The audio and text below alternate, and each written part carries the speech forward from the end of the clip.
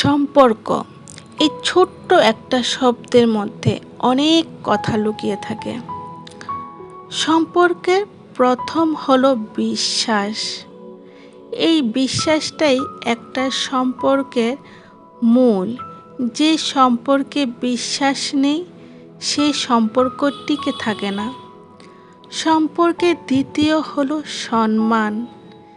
যে সম্পর্কে সম্মান নেই, একজন একজনকে সম্মান দেয় না, সেই সম্পর্ক টিকে থাকে না।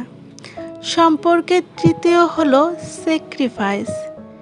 এই স্যাক্রিফাইসটা যদি দুজনেই স্যাক্রিফাইস করতে না পারে, সেই সম্পর্ক টিকে থাকে না।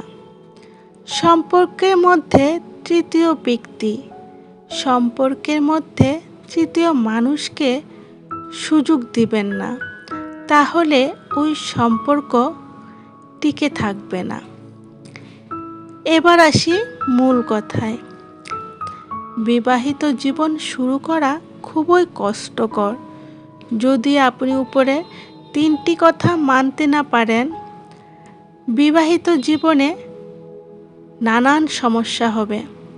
সব কিছুকে দোষ ভেবে আলাদা হয়ে যাবেন না। দোষ কোথায় সেটা খোঁজার চেষ্টা করুন। দেখবেন নিজেই সমস্যার সমাধান করতে পারবেন। আপনি জানেন আপনার দোষ, তারপরও আপনি চুপ থাকেন, দেখবেন অনেক সহজ হয়ে গেছে সব কিছু। 1-2 কথায় সম্পর্কের মধ্যে তৃতীয় মানুষকে আসতে দেবেন না। নিজেরা বসে সমাধান করার চেষ্টা করুন।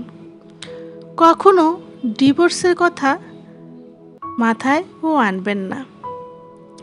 ডিভোর্সে কখনো শান্তি আনতে পারে না।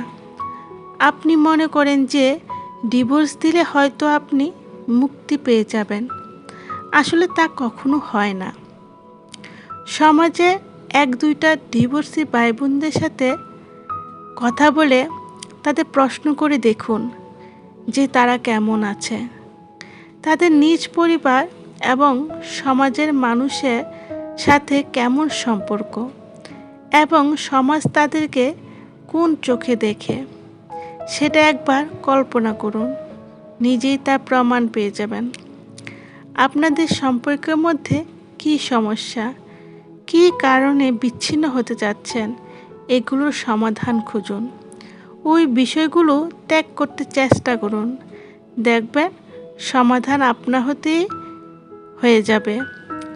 রাগ, অহংকার, জেদ এগুলো ত্যাগ করে প্রিয় মানুষের সাথে সংসার করতে শিখুন। দেখবেন পৃথিবীতে আপনার মতো সুখী মানুষ আর কেউই হতে পারে না। এসব কথাগুলো যদি আপনি মানতে না পারেন, তাহলে আপনার জন্য সংসার নয়। আপনি কখনোই কোথাও সুখী হবেন না। ভালো থাকুক পৃথিবীর সকল সম্পর্কের মানুষগুলো, ভালো থাকুক প্রিয় মানুষগুলো।